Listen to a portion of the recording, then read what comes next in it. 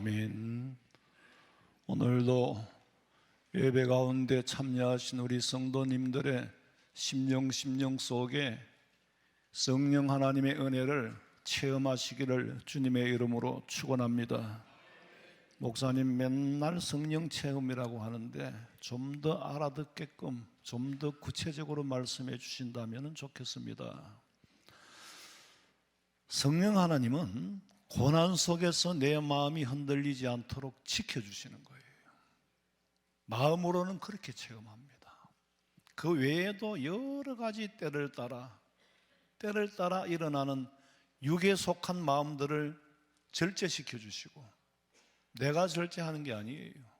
내가 참는 게 아니에요. 삶 속에서도 성령 하나님이 우리의 삶을 주관하시고 체험하게 하시는, 구체적으로 간증을 하자면 한도 끝도 없지요. 만약에 제가 삶 속에서 내 마음속에 성령 하나님을 체험하지 못했다면 여기서 떠드는 것은 사기꾼이라도 보통 사기꾼이 아니에요. 수십 년간 사기를 칠 수 있겠어요?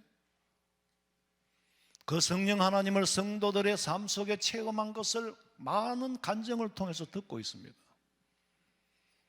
그러나 우리 교회에서는 그 얘기를 못해요. 못하는 사정은 여러 가지죠. 좌우간 이 자리에 성령 하나님이 임재해 계시는데, 성자 예수님은 성천하시고 보내주신 보혜사 성령 시대란 말이에요. 이 성령 시대에 십자가 사건 다 끝났어요. 이제는 다시 오실 예수님만. 미국의 아이들도 보니까 그걸 성탄절에 하는데 성탄절보다 다시 오실 예수님을 찬양을 자꾸 하더라고. 미국이나 한국이나 세계가 다 마찬가지겠지. 깜짝 놀랐어요. 기쁘다 구주 오셨네만이 아니고 성경 구절을 외우는데 전부 다시 오실 예수님. 지금 보혜사 성령 하나님 이 자리에 임재해 계시는데, 코람데오, 그의 면전에서 예배하는 줄 믿으시기 바랍니다. 그의 면전에서 예배하는 자는 기쁨으로 찬송합니다. 간절히 기도해요. 하나님의 말씀, 오늘 목사님으로 통하여서 무슨 말씀을 주실까 사모하고 갈급해합니다. 저는 1부 예배 마치고 그러면 좀 힘이 빠지잖아요. 어쨌거나 육신의 힘은 에너지가 빠지게 돼 있어요. 그럼 올라오면 주방에서 냄새 안 납니까? 그 냄새가 약간 배고픔 때문에 이 냄새를 어디까지 끌고 오냐면 강대상까지 끌고 와요. 아무리 봐도 냄새가 이까지는 안 올라오거든요. 근데 지금 제 코에는 좌우간 식욕으로 차 있으니까 냄새가 나를 유혹해요. 제가 오늘만 유혹하는 게 아니고 늘 그래요. 근데 우리가 하나님의 말씀을 사모하면은요, 내가 지금 음식 냄새를 맡듯이 오늘은 식당에서 무슨 반찬을 했을까? 오늘은 하나님께서 무슨 말씀을 주실까? 내가 원하는 말씀은 아닐 거예요. 왜? 하나님께서 일방적으로 주시는 메시지는 저는 메시지를 전하는 메신저예요. 선포하는 사람이지 설교가 여러분 의논하고 디스커션 하는 장소는 아니거든요. 듣든지 안 듣든지 일방적으로 선포하는 게, 하나님 말씀 선포하는 게 메신저가 할 일이에요. 그러면 여러분은 듣는 입장에서 저도 이 말씀을 연구하고 준비할 때는 사모하는 마음, 말씀에 갈급한 마음이 있어야 돼. 그래야 나도 먹고 또 먹은 걸 나눠주지. 그러면 내 속에서, 여러분 밥을 먹으면 힘이 생기잖아요. 그 배고플 때요, 한 숟가락 제일 먼저 첫 숟가락만 들어가도 허기를 면해요. 오늘 이 자리에 오셔가지고 한마디라도 제대로 들으면은 여러분의 삶에 뭔가는 변화가 있고 갈급함이 채워져야 되는 게 정상이에요. 2000년 전의 말씀이지만은 역사 속에 사라져버린 과거의 말씀이 아니에요. 과거를 기록해놓은 역사가 아니에요. 지금도 내 안에 생명의 말씀으로 살아있어 날마다 살아야 할 이유를 주시고 필요를 채워주시고 성령께서 어떻게 함께 하시는지 체험할 수 있단 말이에요. 육신의 생각에 매여서 괴로워하는 것. 근데 사람들이 이럴 때가 있잖아요. 거짓말을 할까 말까. 바울이 그랬어요. 육과 영이 싸운다 그랬거든. 날마다 나는 성령의 법을 쫓으려고 하는데 육신의 법이 나를 쫓아오고 이 두 법 사이에 끼어서 날마다 갈등하는 거예요. 그 누가 이겨야 되겠어요? 성령의 역사가 이겨야 되죠. 성령의 역사가 이길 때에 거짓말 하고 싶어 죽겠는데, 근데 성령의 역사는 안 하도록 만들고 편하게 하는 거예요. 근데 육의 역사는 하도록 만들어 놓고 불편하게 하는 거예요. 우리의 마음과 생각을 지켜주신다고 했는데, 마음과 생각이 성령에 사로잡히면 여러분의 삶은 반드시 건강할 수밖에 없는 줄 믿으시기 바랍니다. 하나님이 함께 하시기 때문이에요. 하나님의 말씀을 하나님의 말씀으로 듣지 않고 사람의 말로 들으면 아무런 변화가 없고 아무런 체험도 없고, 예수 믿는 우리는요, 불신자들한테 미쳤다 소리를 들어야 돼요. 바울이 그랬잖아요. 그리스도의 사랑이 나를 미치게 만드는구나. 저 사람 예수쟁이, 제가 예수한테 미쳤다 소리를 들어야 제대로 예수 믿는 사람이고, 핍박을 받아야 제대로 예수 믿는 사람이에요. 욕을 얻어먹어야 제대로 예수쟁이에요. 이것저것 다 하면은, 사도행전에 수요일날 강의하겠지만 이것저것 다 하면 핍박받을 이유가 없어요. 그리고 하나님의 말씀을 전하는데 사람의 말로 들리면은 이보다 설교보다 더 진부한 말이 없어요. 설교보다 더 진부하게 들리는 말이 없다고. 차라리 집에 가서 유튜브는 골라서 볼 수 있는데, 설교는 자기가 듣고 싶은 걸 해주는 게 아니라 목사님이 일방적으로 하니까, 선포를 하니까 얼마나 지루하겠어요. 그러니까 설교를 듣는 여러분들 여기 앞에서 보면은요, 표정 보면 살아있는지 믿음이 죽은지 다 알아요. 지휘자는 모를까? 찬양대원들 보고 살아있는 찬양을 하는지 뭐 알지? 느낌이 있죠? 있다니까. 내가 뭐 눈이 좀 이렇게 멀기로서니 그래도요 다 보입니다. 느낌으로 저 사람은 누구고 어지간하면 다 알아요. 유튜브는 골라볼 수 있는데 목사 설교는 그렇지 않아요. 근데 영안이 어두운 사람들은 사도들이 기사와 표적을 행할 때에 그 앞에 거꾸러져 엎드려서 회개를 해야 되는데, 오히려 그걸 보고 극심한 시기와 극심한 질투가 일어나니까 사도들을 죽일 음모를 꾸미는 거예요. 시기와 질투는요, 절대로 상대를 망하게 할 수 없습니다. 자기를 망하게 하는 거예요. 여러분, 시기와 질투심에 에너지를 낭비하게 되면 자기 삶이 파괴돼요. 자기 삶이 망가진다니까. 그 에너지를 자기를 위해서 발전을 시켜봐요. 나도 저렇게 복받고 살고 싶고, 나도 저렇게 되고 싶고, 저는 늘 들으면, 간증하는 분들을 들으면 나도 저런 간증을 하고 살았으면 얼마나 좋을까. 부자가 부러운 게 아니고 믿음 좋은 사람이 부러워요. 우리 성도들 가운데 믿음 좋은 분들이 얼마나 많아요. 정말 이름도 빛도 없이 구석구석이 충성 봉사하는 분들 보면은 그 믿음이 아니고서는 할 수가 없어요. 나 그런 믿음이 정말 부러워요. 목사라고 무조건 믿음 좋은 게 아니에요. 여러분들이 훨씬 더 좋습니다. 복 받는 사람은 남의 일에 시기하고 질투를 안 해요. 그 목사님은 그러면 시기심과 질투심 전혀 없습니까? 당연히 있지요. 여러분들보다 몇 배 더 있어요. 그런데 그 시기심과 질투심이 부글부글 끓으면 사역을 못 하겠지요? 그럼 어떻게 해야 됩니까? 인위적으로 관심을 끊어야 돼요. 남의 일에 관심이 많은 사람은 시기심이 많은 사람이요, 남의 일에 관심이 많은 사람은 질투심이 많은 사람이요. 안테나를 위성을 띄워놓고 오만 가지 소리를 다 듣는 거예요. 다 듣고 친구가 잘 됐다 하면 배가 아파 그날 밤 잠을 못 자는 거예요. 그러면 관심을 끊으면 돼요. 저는 다른 일에 별로 관심이 없어요. 하는 보고만 받아도 머리 아픈데 거기에 에너지를 낭비하면 어떻게 되겠어요? 여러분, 시기심이 일어나죠. 질투가 일어나도요, 그때 기도하세요. 성령 하나님, 내가 이렇게 속에 덕지 나쁜 죄악 찌꺼기가 살아남아 있는데 그 시기심을 내려놓고 질투심을 내려놓을 수 있을 때에 마음에 평안이 오고 평강이 있는 줄 믿으시기 바랍니다. 우리는 남을 시기하게 하는 사람이 되면 안 되고 시기 받는 사람이 돼야 돼요. 시기 받는 사람은 복 받은 사람이 시기를 받지, 저주 받은 사람을 누가 시기합니까? 창세기 26장 12절 봐요. 이삭이 그 땅에서 농사하여 그 해에 100배나 얻었고 여호와께서 복을 주심으로 그 사람이 창대하고 왕성하여 마침내 거부가 되어 양과 소가 떼를 이루고 종이 힘이 많으므로 블레셋 사람이 그를 시기하여 그 아버지 아브라함 때에 그 아버지의 종들이 판 모든 우물을 막고 흙으로 메웠더라. 누가 판 우물이요? 아버지 아브라함이 판 우물이요. 아버지 아브라함은 빈손 들고 고향을 떠났지만 마침내 늙어서 범사의 복을 받고, 아브라함도 가난하게 살았다는 기록은 없습니다. 그 당시에 중동 지역에 한번 생각해 보세요. 지금도 유전을 개발하는데도 미천이 얼마나 들겠어요. 우물을 파는 건 유전 개발보다 더 많은 재력이 있어야 가능한 거예요. 아브라함이 우물을 팠어요. 아브라함이 죽고 그 아들에게 우물을 물려줬어요. 이걸 블레셋 사람들이 보고 견딜 수가 없는 거예요. 왜? 시기하여서, 질투심 때문에. 그래 남의 우물을 갖다 메워요. 메우는 데는 돈 안 듭니까?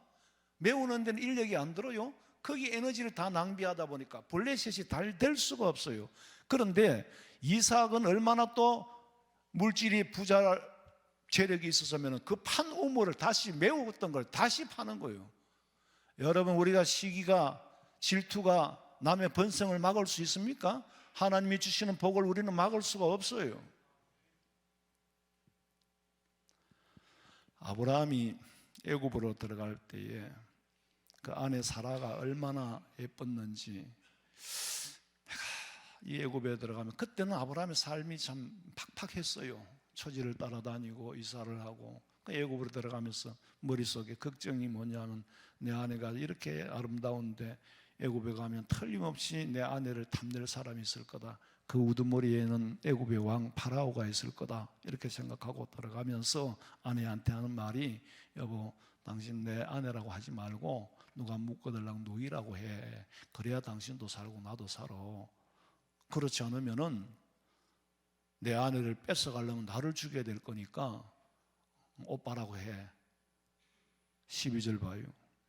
애굽 사람이 그대를 볼 때에 이르기를 이는 그의 아내라 하여 나는 죽이고 그대는 살리리니 원하건대 그대는 나의 누이라 하라. 그러면 내가 그대로 말미암아 안전하고 내 목숨이 그대로 말미암아 보존되리라. 자, 상황은 이해가 돼요. 상황은 이해가 되는데 옳은 일은 아니잖아요. 옳은 일은 아니에요. 이런 상황 되면은 어떨지 아무도 짐작이 안 돼요. 근데 아니나 다를까 들어갔는데 사례의 아름다움을 보고 애굽의 파라오의 고관들이 이 여인이 너무 아름다우니까 보고를 한 거예요. 그랬더니 데리고 오라 그랬어. 왜? 후궁으로 삼으려고. 파라오가 후궁으로 삼으라고 데려오라 그랬어. 데려가는데 아브라함도 같이 갔어요. 아브라함한테 물었어요. 파라오가 이 여인이 누구냐 그랬더니 네, 제 누이입니다. 그래? 그 잘 됐네. 직설적으로 말씀드리면 자네 오늘부터 내 처남이야. 그리고 양도 주고 소도 주고 심지어 노비 종까지 주고 암수컷 낙타까지 다 준 거예요. 왜? 하사품으로. 오늘부터 내 처남이 됐으니까. 이게 도대체 말이 되는 거예요? 이해는 되지만은 잘한 건 아니에요. 그러면은 사례의 입장을 한번 생각해 보세요. 멀쩡한 남편 놔둬놓고 애굽에 왕궁으로 후궁으로 끌려 들어가는 그 심정이 어땠겠냐고. 그런데 사라가 왕궁에 끌려 들어간 그날 밤에 어떤 일이 일어났느냐. 17절에 보니까 여호와께서 아브라함의 사라의 사건으로, 사라를 데려감으로 인하여서 누구에게? 바로와 그 집에라는 말은 그 나라예요. 바로가 다스리는 그 나라에 큰 재앙을 내리시지라. 하나님께서는 아브라함에게 어떻게 너는 네 아내를 누이라고 그렇게 말하라고, 네 살고자 이 비겁한 놈, 비굴한 놈, 그걸 물을 여유가 없어요. 일단 아브라함 가정을 지켜놔야 돼. 왜? 믿음의 조상으로 삼아 해야 할 사명이 주어졌기 때문에. 그리고 창세기 12장 3절에 보니까 너를 축복하는 자에게는 나도 그 사람한테 복을 줄 거고 너를 저주하는 자에게 내가 저주할 거다. 이게 언제 말이에요? 아브라함을 불러낼 때, 고향에서 불러낼 때 걱정하지 마라. 어디를 가든지 네가 너한테 복 주는 사람 내가 복을 주고 너를 저주하는 사람한테 내가 저주한다. 이 말은 아무도 너를 건드리지 못하게 할 거라는 약속이 주어졌어. 하나님께서는 아브라함이 삐뚤게 말하든지 어떻게 말하든지 간에 자기 약속을 지키시는 분이에요.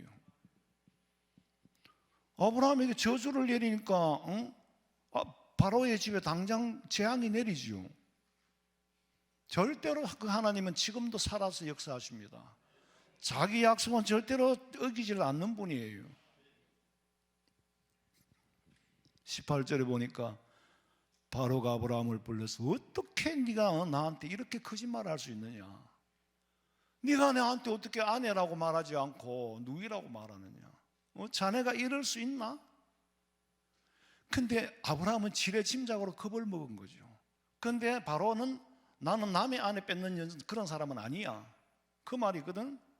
19절에 네가 어찌 그를 누이라 하여 내가 그를 데려오게 만들었느냐? 네 아내라 그랬으면 내가 안 데려왔어. 지금이라도 알았으니까 당장 데리고 가라. 혼쭐이 난 거예요 그날. 20절에 보니까 바로가 사람들에게 그 일에 대하여 명하며 그들이 그와 함께 그의 아내와 뭐라고? 그의 모든 소유 받은 거 내놓고 가라 가이가 다 갖고 가라는 거예요. 하나님은 일을 그렇게 만들어요. 그렇다고 해서 아브라함이 잘했다는 건 아니에요. 아버지께서 그렇게 일을 만들으시지 우리는 그런 일을 시험해서도 안 돼요.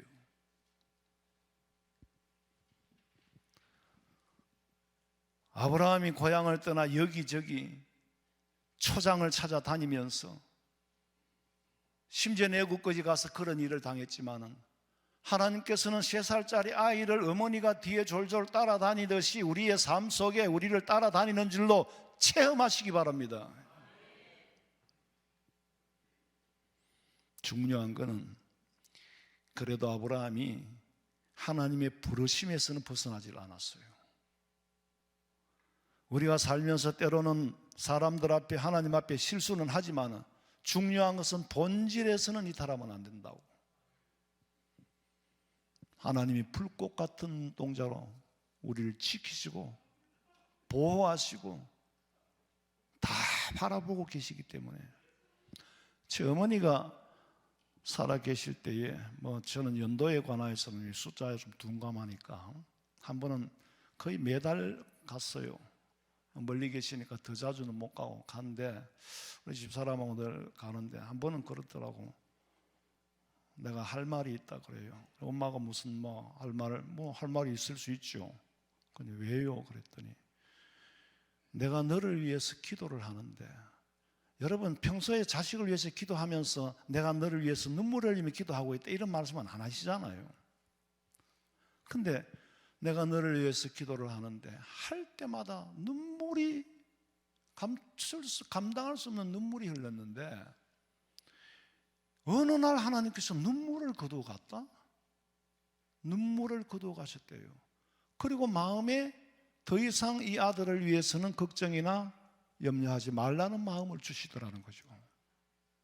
그럼 어머니가 뭘 구했을까? 목회하는 아들 부자 되게 해달라고 기도했을까요? 그때는 건강했는데 병들 건강을 위해서 기도했을까요? 오직 사역을 잘하도록 기도를 하신 거예요. 나 그렇게 하기 싫다는데 엄마가 부둣 깠으니까 하나님이 부르심도 있었지만은 우리 아버지는 그 목사 그거 하면 안 된다. 그 농사 짓는 것보다 훨씬 뭐하다 그럽니다. 예수 안 믿으니까 그 시골 교회만 봤단 말이에요. 그리고 신학교에 들어가고는 환란이 일어났어요. 그럼 잘 돼야 될 거 아니에요. 감당치 못할 환란이 일어나니까 평생 우리 어머니한테 한번 저 여자 때문에 집구석 망했다는 거예요. 저 여자가 한때까지 예수 물들이 가지고 집구석 망한다는 거예요. 그런 소리까지 들었으니까 그 눈물을 거두셨다는 거지. 그런데 하나님께서 저한테는 능력을 주시는 거예요. 그 말씀이 큰 위로가 되고 당장 무슨 문제가 해결되고 그런 건 아니지만 하나님이 눈물을 거두었다니까. 그러고는 눈물이 안 난대요. 제가 간증을 하자면 며칠을 해도 모자랄 거예요. 여러분, 지구상에 80억이 넘는 인구가요, 하나같이 같은 고민, 같은 걱정, 같은 염려하는 사람 한 사람도 없습니다. 교통사고도 똑같은 현상은 두 가지가 없어요. 그럼 여러분이 오늘 이 자리에 계신 모두가 각기 다른 염려, 다른 걱정, 근심을 다 안고 살아요. 남이 들었을 때는 별거 아니지만 자기 문제가 되면 제일 커요. 그게 인간이라니까. 근데 그 모든 것을 알고 계시는 분은 하나님 한 분인 줄로 믿으시기 바랍니다. 결국에는 합력하여 선을 이루고 거름더미에서 불을 일으키고 38년 된 병자를 고치시고 아버지의 뜻을 이루는 과정에서 우리는 도구로 서해질 뿐이에요. 가난한 사람은 가난한 역할을 잘 감당해내는 거예요. 가난해도 비굴하지 않는 모습을 보이는 게 그리스도인의 향기예요. 부자가 되어도 교만하지 않는 것이 그리스도인의 모습이란 말이에요. 제 각기 주어진 사역이 있어요. 배역이 있다고. 하나님의 큰 역사의 드라마 속에 내게 주어진 사명을 감당하는 거, 그거 내 힘이 아니고 성령의 역사이고, 성령의 역사라는 걸 체험하게 된다는 거예요. 어떤 상황에 처했든지 하나님이 지켜보고 계시는 줄로 믿으시기 바랍니다. 그리고 복을 받고 싶으면은 오늘 성경 말씀대로 구하라, 찾아라, 두드리라. 우리는 이걸 주구장창 주문이 오듯이 외웁니다. 왜? 이 말씀이 제일 좋거든요. 근데 여기 오해가 있다는 거예요. 7장에 이 말씀 하시기 전에 예수님이 뭐라 그랬어요? 너희는 먼저 우선순위가 있다는 거지. 그의 나라와 그의 의를 구하라. 그게 무슨 말씀이냐? 그의 나라는 하나님의 나라, 하나님이 원하는 걸 우리가 구해야 돼요. 하나님이 원하는 건 뭡니까? 제가 뭘 해야 되겠습니까? 그걸 구하고, 그 다음에 그의 나라입니다. 그의 나라를 구하라. 아버지의 나라를 구하라. 그리고 그의 의를 구하라. 그의 의는 아버지가 우리를 향하여 져줘야 할 책임입니다. 아들은 아버지한테 아버지 제 책 사주세요. 그게 아들이 아버지한테 마땅히 구할 바예요. 그럼 아버지가 책 사달라는데 안 사준 사람 있겠어요? 그러면서 아버지로서 책임을 다해달라는 말이 그 말에 포함이 되어 있어요. 저는 아직 어리니까 아버지가 책을 사줘야 됩니다. 그의 나라는 아버지의 나라예요. 아버지께서 나한테 져줘야 할 책임을 져주세요. 나는 아무것도 모르니까 아버지 앞에 맡깁니다. 등록금을 주면 학교 가고 안 주면 안 가고 아버지 앞에 내 삶을 맡기는 거예요. 그것이 그가 누구예요? 하나님의 나라. 하나님의 나라, 그의 의는 하나님이 져야 할 책임. 하나님은 우리를 책임져 주시는 분이에요. 그걸 구해야지. 어머니가 세상을 떠나기 전에 그날은 보통 때는 오전에 갔다가 나와서 점심 먹고 내려오는데 그날 이상하게 오후에 한 번 더 가보고 싶어요. 병원에 아무래도 더 가보고 싶어서 오후에 한 번 더 들렀다가 내려왔는데 그날 밤에 소천하셨어요. 요즘은 임종을 하긴 참 힘들어요. 그런데 제가 앞만 봐도 두 번 오후에 또 다시 찾아갈 때는 내 마음에 느낌이 있을 거 아니에요. 그래서 간 거예요. 가서 하나님, 우리 어머니 안 죽고 살려주세요. 안 죽도록 해주세요. 살려주세요. 그게 맞는 말입니까? 그 맞는 기도 아니에요. 하나님께서 이제 때가 되어서 데리러 가시려고 보여주시는데 그거다가 살려달라고 하는 거는 그건 내 뜻이지 아버지 뜻이 아니에요. 제가 일부에 때도 말씀드렸는데 거짓말 내가 이중 기도를 솔직히 고백합니다. 평생 목회를 하면서 목사님 빨리 와주세요. 와서 임종할 때가 다 됐으니까 빨리 와서 기도해달라는데도 살려달라고 해야 되지. 하나님 조용히 천당 가게 해주세요. 내 마음으로는 이미 상황을 보고 하나님 고통받지 않고 천당 가게 해주세요 하면서 입으로는 무슨 기도를 합니까? 아버지 뜻이면 살려주세요. 살려주세요. 왜? 그 누구 들으라고 하는 거예요? 가족들 들으라고. 그거 가지고 하나님 빨리 죽게 해주세요. 그럼 가족들이 대반의 시험 든다니까? 아니 서울의 스카이 대학에 입학하도록 목사님 불러가지고 신방 오락회가 내가 갔더니 기도해달라고 해가지고 기도했는데 하나님 난 그렇게 기도 못합니다. 하나님 어쨌거나 돼도 교만하지 않고 안 돼도 낙심하지 않고 이 아들의 장래를 책임져 달라고 기도하고 왔더니 그 집사님 시험에 든 거예요. 왜? 아니 목사님 합격하게 해달라고 기도하고 가야지 어떻게 엉뚱한 기도를 하고 갔냐고. 근데 여전도사님 같이 갔는데 남아 있었어. 나는 돌아오고. 그렇지 말이야. 목사님이 합격하게 해달라고 기도해야 되지. 여전도사 똑같아 수준이. 우리 여전도 사람들은 알고 말이 되는 짓을 해야 될 거 아니에요. 그 어떤 데는요 임종이라고 해서 갔어. 임종예배 드리러 갔는데요 아직 죽지도 않는데 관을 들고 돌아. 옛날엔 집에서 했거든. 대명동 거기서 이 관을 들고 돌아. 아니 안 죽었는데 관부터 들고 돌아. 가라 갈 수도 없고 가오라 갈 수도 없고 하여튼 별 희한한 일들이 다 있어요. 우리가 바른 믿음을 가지면은 어떤 상황이 주어져도 대연히 받아들일 수가 있는데 이게 내 뜻이 앞서니까 이게 하나님하고 이 사이클이 안 맞는 거예요. 자, 창세기 24장에 보니까 아브라함이 늙고 나이가 많아 늙었을 때에 여호와께서 그의 범사에 모든 일에 복을 주셨더라. 아버지가 유산으로 물려준 우물을 블레셋 사람들이 시기에서 메웠는데 그걸 팔 수 있는 능력을 재력을 가졌다는 거 대단한 복이지요. 메우는데도 돈이 드니까. 22절 읽어봐요. 이삭이 거기서 옮겨 다른 우물을 팠더니 그들이 다투지 아니하였으므로 그 이름을 르호봇이라 하여 이르되 이제는 여호와께서 우리를 위하여 넓게 하셨으니 이 땅에서 우리가 번성하리로다 하였더라. 인간의 시기가 하나님의 번성을 막을 수 없습니다. 절대로 못 막아요.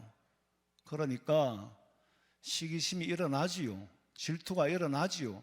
그러나 기도해서 성령 하나님이 그 시기와 질투를 불태우도록 기도해야 돼요. 안 그러면 절대로 여러분 시기심 가지고 질투심 가지고 장사를 하든 사업을 하든 뭘 하든 그 마음 가지고 복은 못 받습니다. 그 마음 가지고 복은 못 받는다니까. 마치 발람 선지자가 발락 왕이 발람 선지자에게 뇌물을 주고 데리고 와서 이스라엘을 좀 저주해달라고 8절 봐요.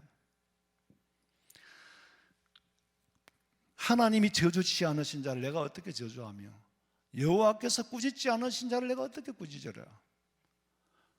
이 발락이라는 이방나라 왕이 이스라엘의 발람이라는 선지자에게 뇌물을 주고 돈을 주고 데리고 와서 네가 제발 이스라엘을 좀 저주해달라는 거예요. 너는 선지자잖아. 네가 저주하면 이스라엘이 저주를 받을 거니까 세상에 남을 저주하기 위해서 돈 주고 안 올락하는 사람 억지로 끌고 와서 그래 발락이 오기는 왔어요. 발람이 와서 기도를 하는데 뭐라고 합니까? 11절에 발락이 발람에게 이르되 그대가 어찌 내게 이같이 행하느냐.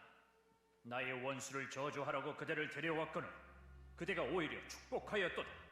저주하라고 돈 주고 데리고 왔더니 손을 들고 하는 게 아니라 기도를 축복 기도를 하는 거예요. 복을 비는 기도를 해버렸어. 발락 왕이 화가 머리 끝까지 치밀었어. 그때 발람 선지자가 뭐라고 했어요? 발람이 대답하여 이르되 여호와께서 내 입에 주신 말씀을 내가 어찌 말하지 아니할 수 있습니까? 여호와께서 당신은 저주하라고 했지만 여호와께서 내 입에 축복하라고 주신 말씀을 내가 거절할 수 없다는 거예요. 발람 선지자의 입을 주관하시는 분은 하나님이에요. 축복과 저주를 담당하고 주관하시는 분은 하나님이에요. 느헤미야 13장 2절 읽어보세요. 이는 그들이 양식과 물로 이스라엘 자손을 영접하지 아니하고 도리어 발람에게 뇌물을 주어 저주하게 하였습니다. 그러나 우리 하나님이 그 저주를 돌이켜 복이 되게 하셨다 하였는지라. 뇌물을 주어서 저주하게 했지만 하나님은 그 저주를 돌이켜 복이 되게 했다. 누가 우리를 저주할 수 있겠습니까? 하나님께서 아브라함에게 약속하신 것처럼 너를 저주하는 자에게, 오늘 화원 성민교회 성도들을 저주하는 자에게 저주가 있을 것이고, 우리를 복 주는 자에게, 축복하는 자에게 복을 주실 거라는 거예요. 그 약속이 지금도 우리에게 살아 적용하고 있어요. 그리고 진정한 우리가 그리스도인이라면 내가 하나님을 다스리려고 하지 마세요. 그런데 우리 삶 속에는 전부 하나님을 다스리려고 해요. 하나님을 내 무슨 종처럼 부려먹으려고 해요. 내가 달라면 줘야 되고, 내가 싫으면 그냥 싫다고 항의하고, 하나님을 내보다 한 수 아래에 두고 입으로는 섬긴다 그래. 실제로는 섬기지 않으면서도 말로는 섬긴다고 하는데 섬기질 않는단 말이에요. 진짜 섬긴다는 거는 아버지 뜻을 따른다는 거거든. 살든지 죽든지 뜻대로 하소서. 그게 아버지의 다스림을 받아요. 죽어도 복이 되고 살아도 복이 되는 거예요. 진정한 그리스도인이라면 내 삶을 아버지가 다스려 주기를 부탁하는 거예요. 그것이 그의 의를 구하는 거예요. 아버지께서 책임지고 나를 다스려 주세요. 의는 가할 책임이잖아요. 그 의를 구하라. 그리고 찾으라, 두드리라, 구하라고 했는데 앞뒤 다 빼뿌리고 그것만 주문해 오듯이 달달 외우는 거예요. 그러면 알라딘의 마술 램프하고 다를 게 아무것도 없지요. 거기는 뭐예요? 그게 기복신앙이죠. 봐서 줘야 될 거는 주고 안 줘야 될 거는 안 주는 게 아버지의 다스림을 받는 건데, 만약에 초등학생이 아버지 언제 나한테 차 사줄 건데요? 언제 나한테 집 사줄 건데요? 그러면 의식이 똑바른 아버지라면 뭐라고 대답할 것 같아요? 야, 너 지금 아버지 자식은 공부나 제대로 해. 공부하면은 네가 원하는 거 다 따라오게 된다니까. 아버지의 뜻은 내가 주고 말고 문제 이전에 네가 뭘 구하느냐를 보는 거예요. 세상에 자식들이요, 아버지 저 책 사보겠습니다, 공부하겠습니다, 나 열심히 하면 사업해 보겠습니다, 한번 살아보겠다고 노력하면 아버지가 죽도록 뼈 빠지게 일하고 땀 흘려 일했어도 미천 대줘도 아깝지를 않고 보람을 느끼는데, 아가 꼬라지가 말이요, 맨날 엉뚱한 거나 달라가라고 구하면은 도대체 저게 뭐가 될 거냐고, 내가 땀 흘려서 일할 보람이 없잖아요. 구할 걸 구하란 말이에요. 그거는 안중에도 없고 지가 원하는 것만 구하고 있어. 그 지성이면 감천이라는 거하고 다를 게 아무것도 없잖아요. 부처님도 돌 부처도 3,000배를 하면은 돌아본다는데 하나님이 돌아보지 않겠나? 그거는 신비주의예요. 예수님의 명령은 전부 현재 시간의 명령사로 되어 있어요. 과거에 끝난 약속이 아니라 지금도 약속이 살아있고, 근데 약속은 살아있는데 지키지 못하는 이유는 구할 걸 구할 줄을 모른다는 거죠. 예수님께서는 주고 말고의 문제를 말씀하시기 전에 9절에 보니까 너희 중에 누가 아들이 떡을 달라 하는데 돌을 주겠느냐, 생선을 달라 하는데 뱀을 주겠느냐. 무슨 말이에요? 이치를 한번 생각해 봐라.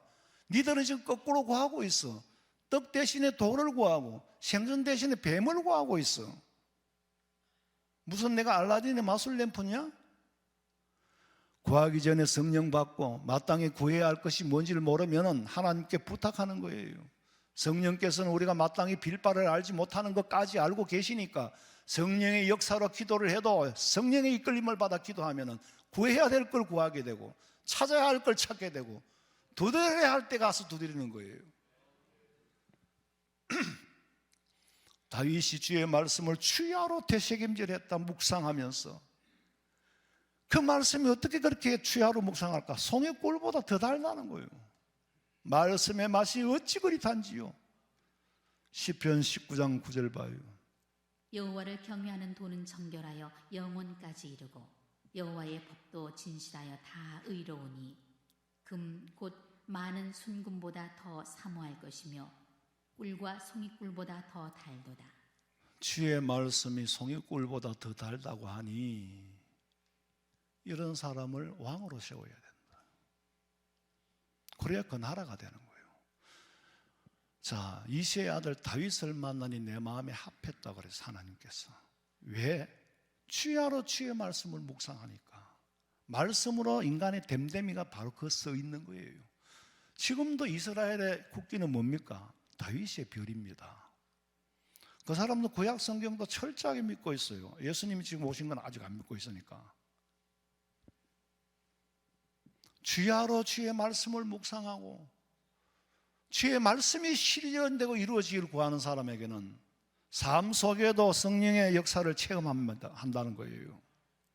그런데 아버지가 원하는 것은 관심도 없고 들을 생각도 없고 하나님께서 나를 향하여 원하는 게 뭔지 바라는 게 뭔지에는 관심이 없고 오직 내가 구할 것만 구하고 두드리고 찾고 하니까 이게 어긋나는데 주실 리가 있어요?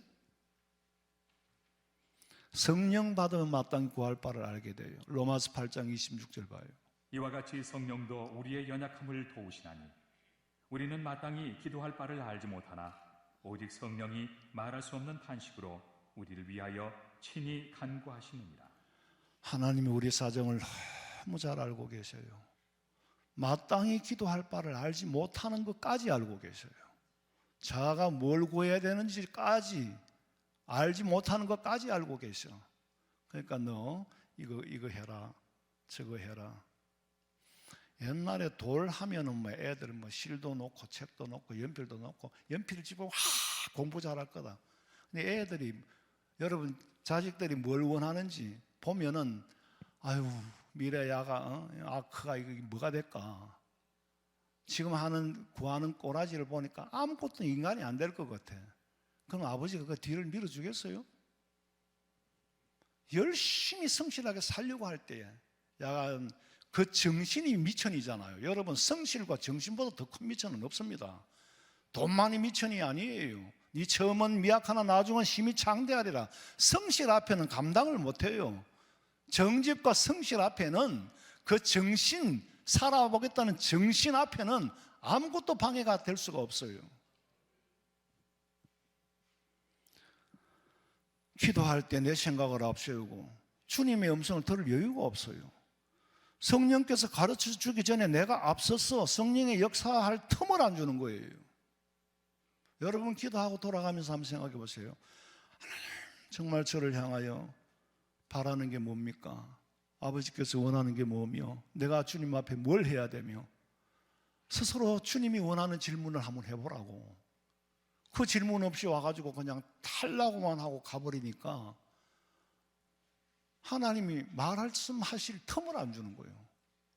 아버지가 주고 말고 할 틈을 안 주고 마당에 와 찌그리고 가버리니까